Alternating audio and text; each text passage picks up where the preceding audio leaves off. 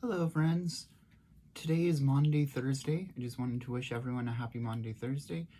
And I am going to share with you what we as Christians celebrate on this day. So I'm going to read you from Matthew chapter 26, verses 17 through 75. So this is the word of the Lord. Let's pay special heed to it.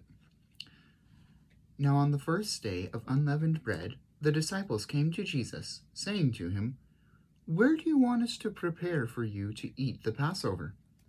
He said, "Go into the city to a certain person and tell him, 'The teacher says, my time is at hand.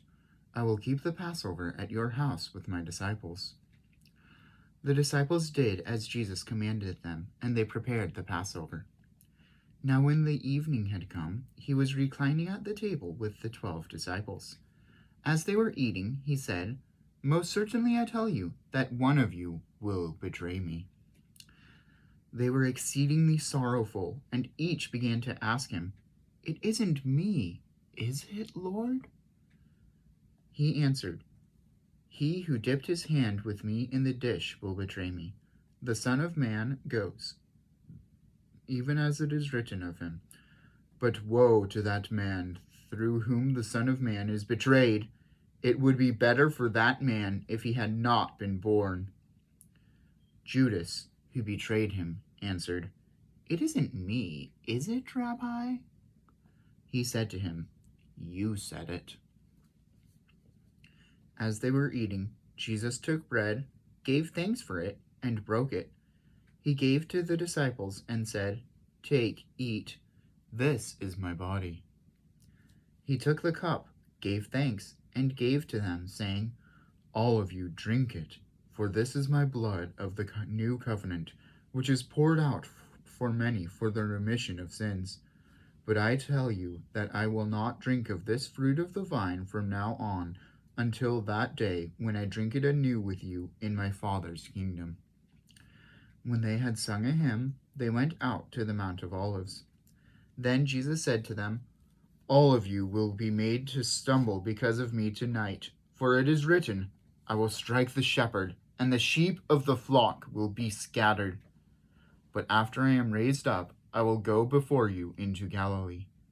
But Peter answered him, "Even if all will be made to stumble because of you, I will never be made to stumble."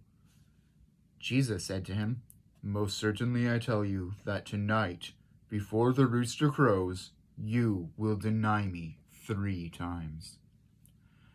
Peter said to him, "Even if I must die with you, I will not deny you." All of the disciples said likewise. Then Jesus came with them to a place called Gethsemane, and said to his disciples, "Sit here while I go there and pray." He took with him Peter and the 2 sons of Zebedee, and began to be sorrowful and severely troubled. Then he said to them, "My soul is exceedingly sorrow, even to death. Stay here and watch with me." He went forward a little, fell on his face, and prayed, saying, "My Father, if it is possible, let this cup pass from me. Nevertheless, not what I desire, but what you desire." He came to the disciples and found them sleeping, and said to Peter, "What? Couldn't you watch with me for 1 hour? Watch and pray, that you don't enter into temptation. The spirit indeed is willing, but the flesh is weak." Again, a second time he went away and prayed, saying, "My Father, if this cup can't pass away from me unless I drink it, your desire be done." He came again and found them sleeping, for their eyes were heavy. He left them again, went away, and prayed a 3rd time, saying the same words. Then he came to his disciples and said to them, "Are you still sleeping and resting? Behold, the hour is at hand, and the Son of Man is betrayed into the hands of sinners. Arise, let's be going. Behold, he who betrays me is at hand."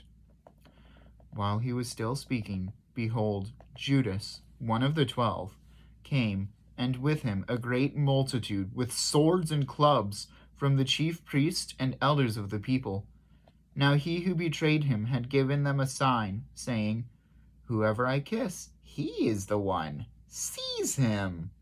Immediately he came to Jesus and said, "Greetings, Rabbi," and kissed him. Jesus said to him, "Friend, why are you here?" Then they came and laid hands on Jesus and took him. Behold, one of those who were with Jesus stretched out his hand and drew his sword and struck the servant of the high priest and cut off his ear. Then Jesus said to him, "Put your sword back into its place, for all those who take the sword will die by the sword. Or do you think that I couldn't ask my Father, and he would even now send me more than 12 legions of angels? How then would the scriptures be fulfilled that it must be so?" In that hour Jesus said to the multitudes, "Have you come out against a robber with swords and clubs to seize me? I sat daily in the temple teaching, and you didn't arrest me. But all this has happened that the scriptures of the prophets might be fulfilled." Then all the disciples left him and fled. Those who had taken Jesus led him away to Caiaphas, the high priest, where the scribes and the elders were gathered together. But Peter followed him from a distance to the court of the high priest, and entered in and sat with the officers to see the end. Now the chief priests, the elders, and the whole council sought false testimony against Jesus, that they might put him to death, and they found none. Even though many false witnesses came forward, they found none.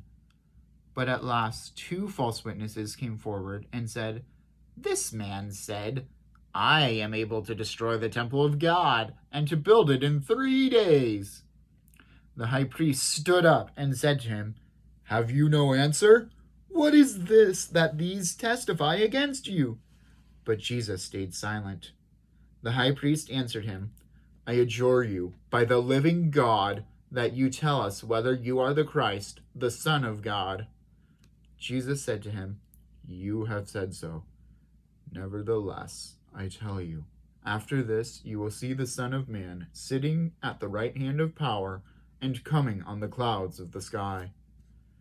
Then the high priest tore his clothing, saying, "He has spoken blasphemy! Why do we need any more witnesses? Behold, now you have heard this blasphemy.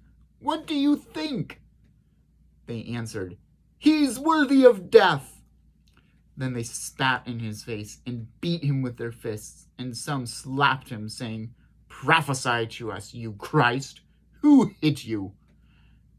Now Peter was sitting outside in the court, and a maid came to him, saying, "You were also with Jesus, the Galilean."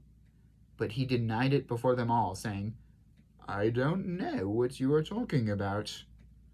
When he had gone out onto the porch, someone else saw him and said to those who were there, "This man also was with Jesus of Nazareth." Again he denied it with an oath, "I don't know the man."